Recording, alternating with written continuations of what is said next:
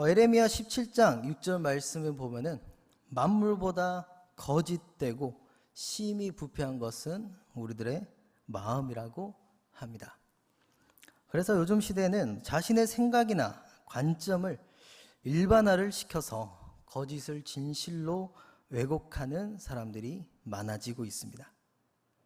그래서 오늘은 속이지 말라라는 주제로 성경을 통해 거짓말하는 자는 하나님께서 어떻게 보시는지 또 어떻게 벌하시는지를 함께 나누며 우리의 마음에 사로잡고 있는 또 자리 잡고 있는 거짓의 영을 쫓아내는 시간이 되시기를 주님의 이름으로 축복합니다. 오늘 여호수아서 7장 말씀의 배경은 어떤 배경이냐면 여리고 성이 무너진 뒤입니다. 여리고 성이 무너진 뒤에 여호수아서 6장 17절부터 18절 말씀까지 하나님께서 이스라엘 백성에게 이렇게 명령하셨습니다.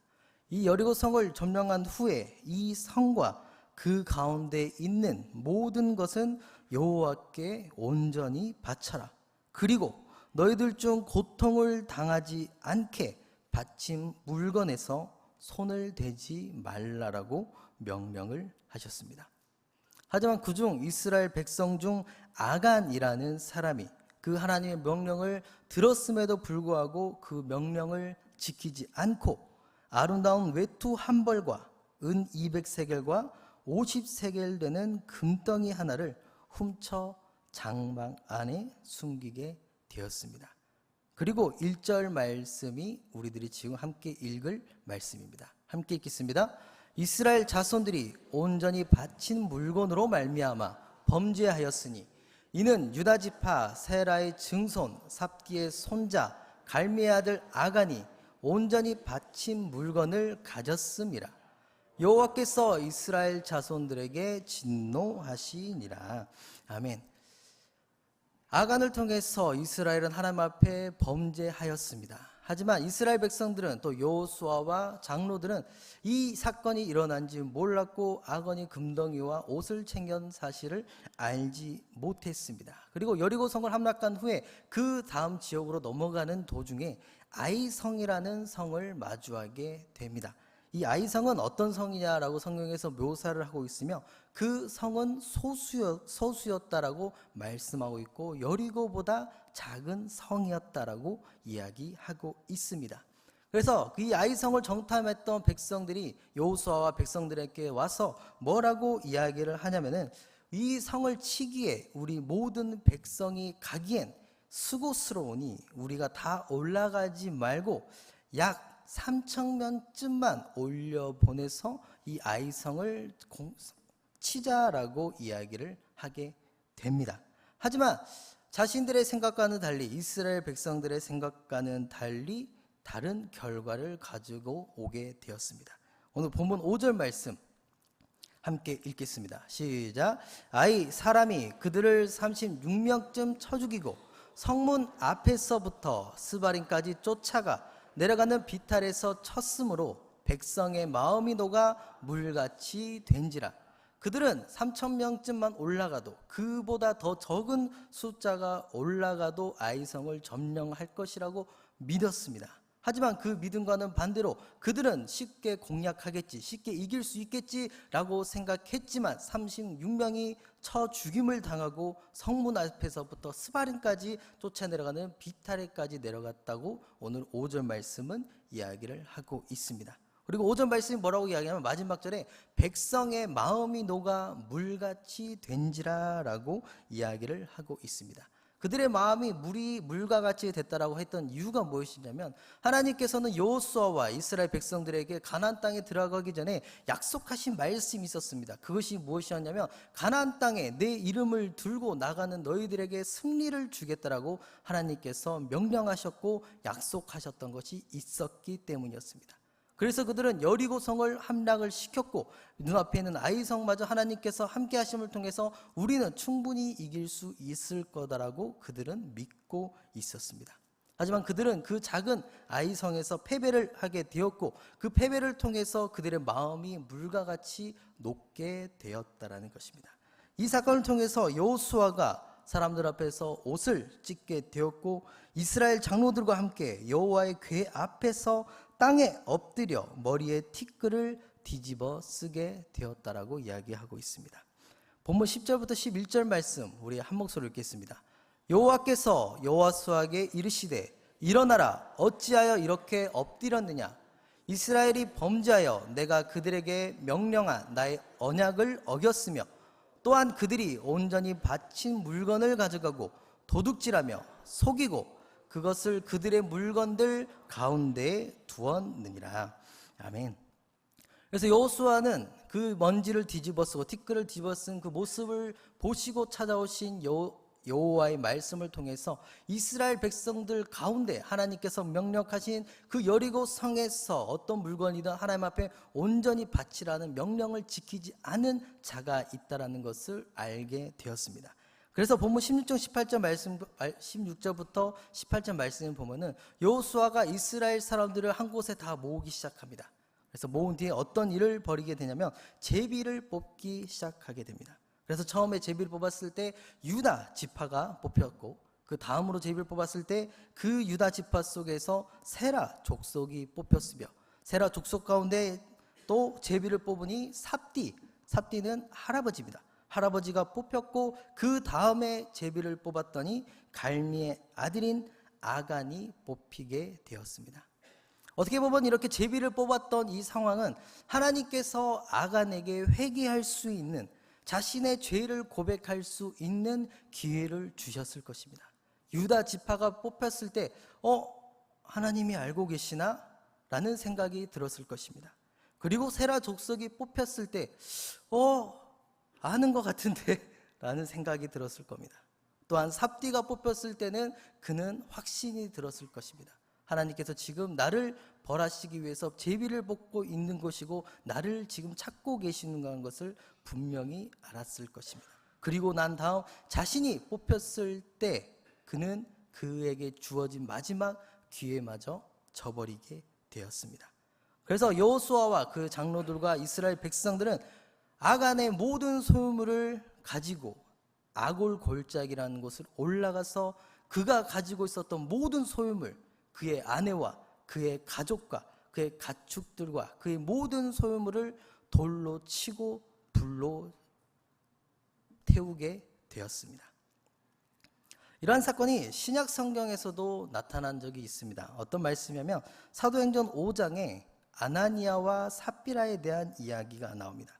그들은 소유를 팔아서 그 값에서 얼마를 감추었던 사람이었고 그 1절부터 5절 말씀을 보면은 뭐라고 이야기를 하냐면 그 아내도 그 남편이 값을 감추었다는 사실을 알고 있었다라고 쓰여져 있습니다.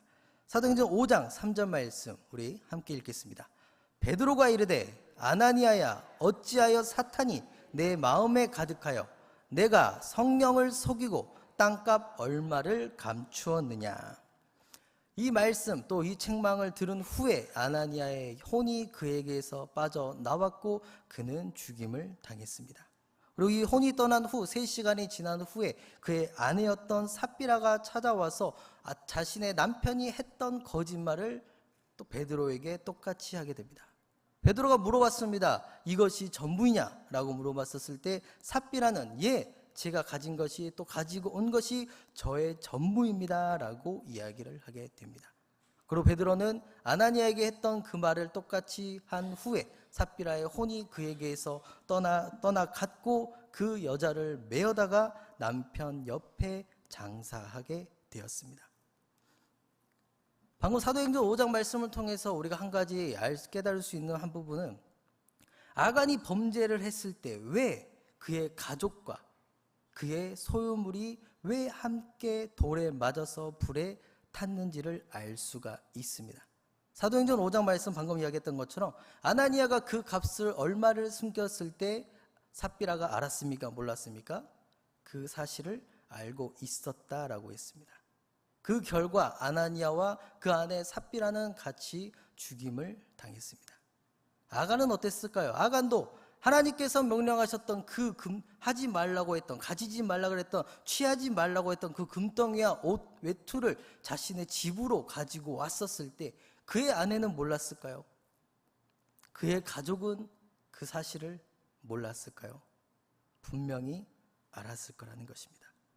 하나님께서 아간의 범죄로 그의 가족과 그의 모든 소유물을 돌로 불러서 쳤던 이유가 무엇이었냐면 그들이 어떤 마음을 같이 했기 때문이냐면 거짓의 마음을 같이 했기 때문에 그들은 죽임을 당하게 되었습니다.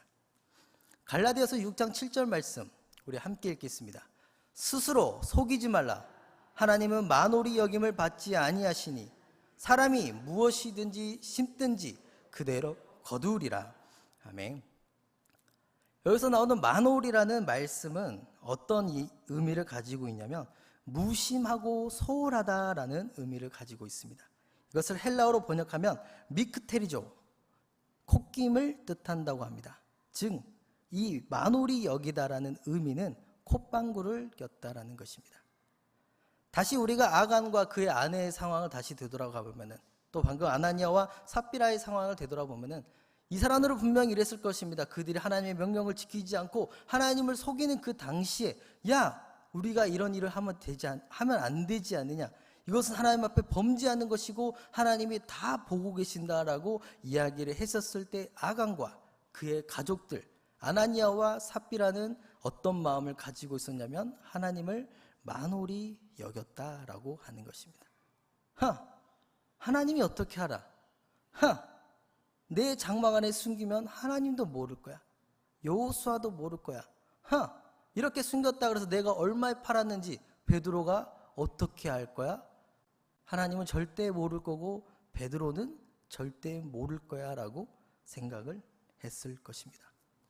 하지만 여러분들, 우리가 믿는 하나님은 어떤 분이십니까? 마태복음 10장 30절 말씀과 야고보서 1장 17절 말씀, 시편 94편 9절 말씀을 하나님은 이런 분이라고 말씀하고 계십니다. 함께 읽겠습니다. 너희에게는 머리털까지 다 세신 바 되었나니 그는 변함도 없으시고 회전하는 그림자도 없으시니라. 귀를 지으신 이가 듣지 아니하시랴. 눈을 만드신 이가 보지 아니하시랴. 아멘. 그래서 한국에 비슷한 속담이 하나가 있습니다. 그 말은 낱말은 새가 듣고 반말은 쥐가 듣는다라고 합니다. 한국 사람들도 알고 있습니다. 우리들의 말이 누군가는 듣고 있다라는 것입니다. 또한 교회라는 곳은 어떤 곳이냐면 보는 눈이 많고 듣는 귀가 많은 곳입니다. 세상은 어떻습니까? 내가 하지 않는 말도 누군가에 의해서 거짓된 정보가 흘러가고 나에게 돌이 던져지는 곳이 바로 세상입니다. 하지만 우리가 방금 읽었던 그 말씀들처럼 우리가 하나님 앞에 섰을 때 우리가 아무리 거짓을 가지고 진실을 덮으려고 해도 그 전능하신 하나님 앞에서는 그 거짓이 들통나고 들춰진다는 것을 깨달을 수 있는 여러분들이 되셨으면 좋겠습니다. 그래서 하나님께서는 이 거짓말을 하는 자들, 또한 하나님을 속이는 마음을 가지고 있는 자들에게 어떻게 행하시냐면 우리가 아무리 간절히 기도해도 응답이 없다는 것입니다. 또한 우리가 아무리 하나님께 도와달라고 손을 뻗어봐도 그 누구 하나 우리들의 손길을 잡아주지 않는다라고 하십니다. 그리고 또한 우리가 아무리 목청껏 소리를 질러도 들리는 메아리가 없을 것이다라고 말씀하고 계십니다.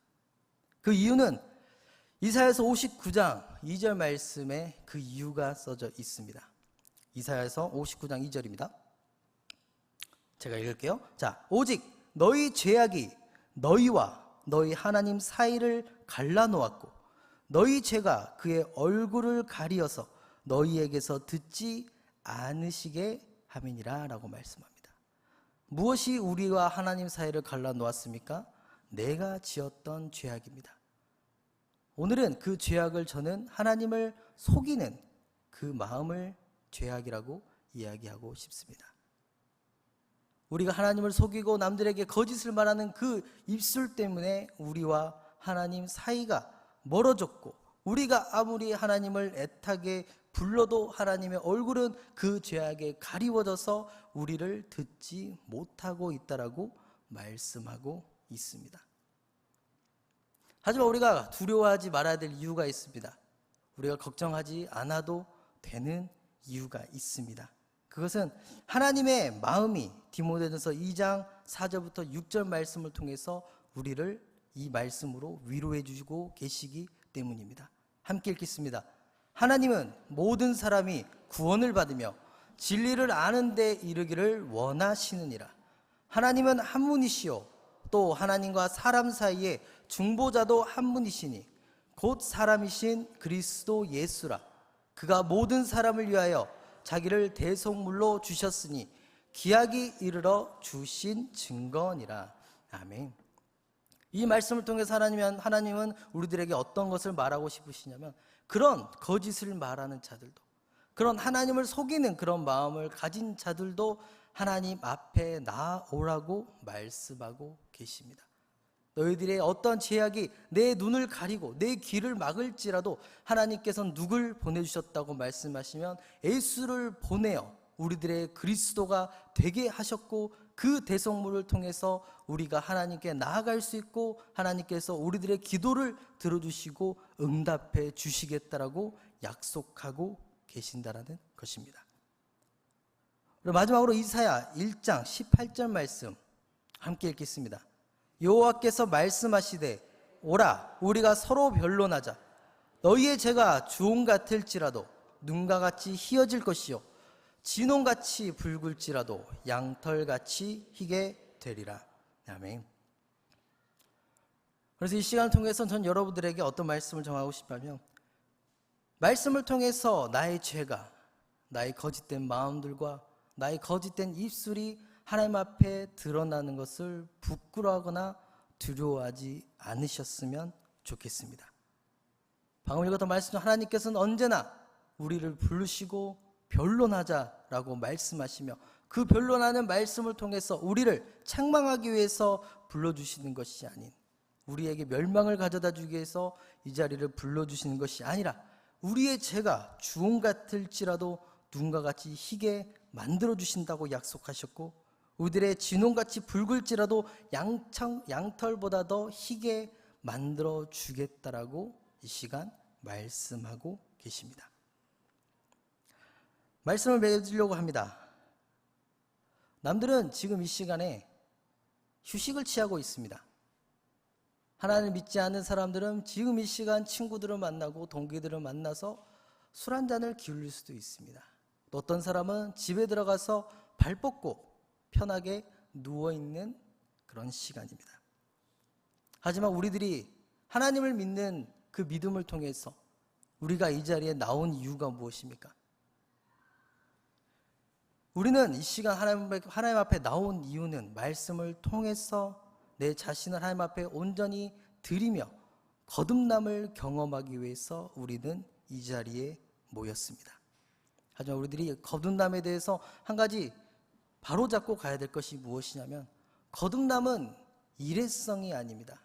언젠가부터 사람들은 영접 기도를 하고 나면 하나님께서 내 안에 들어오시고 그 거듭남을 통해서 이제는 그 거듭남은 일회성이기 때문에 이제는 다시는 영접 기도를 하지 않아도 되고 거듭나지 않아도 된다라고 말을 하는 사람들이 많이 생겼습니다. 하지만 여러분들, 거듭남은 일회성이 절대 아닙니다. 거듭남은 연속성을 가지고 있다는 것을 기억하셨으면 좋겠습니다.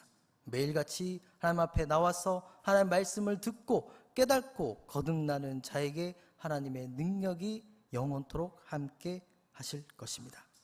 예배는 위대하고 전능하신 하나님의 인재를 경험하는 곳입니다. 또한 예배는 우리의 죄를 위해서 대속물이 되신 예수님의 그 헌신과 사랑을 떠올리는 시간입니다. 또한 예배는 우리 안에 계시는 그 성령님의 역사하심을 경험하는 시간입니다.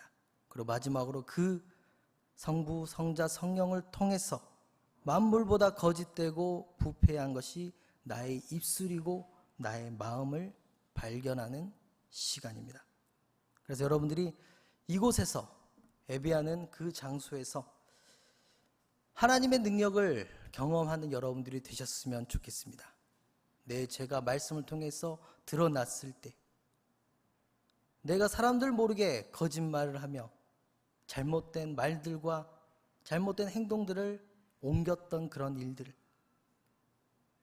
또한 진실이 아닌 거짓을 사람들에게 말함을 통해서 이익을 챙기는 일들이 있었다면 그 모든 것을 이 시간 하나님 앞에 자백하는 시간이 되셨으면 좋겠습니다. 그곳에 하나님의 능력이 더 크게 역사하실 것입니다. 마귀가 내 안에 있다면 그 마귀가 일곱 길로 떠나가는 역사가 있을 것이며 그 거듭난 마음 속에 하나님께서는 능력을 더해 주사 눈먼 자가 눈을 뜨고 앉은 자가 일어서게 될 것입니다.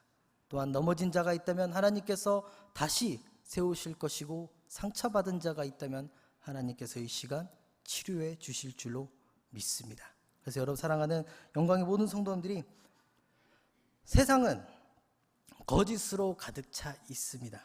하지만 사랑하는 모든 영광교회 성도님들은 하나님의 구별된 자로서 오직 그 입에는 진실이 담겨 있었으면 좋겠고 그 마음은 진리만을 말할 수 있는 여러분들이 되어서 하나님께서 원하시는 그 성도의 모습을 믿지 않는 모든 사람들에게 또 이 하나님께서 세우신 영광교회에서 보여주며 빛과 소금이 되기를 주님의 이름으로 축원합니다.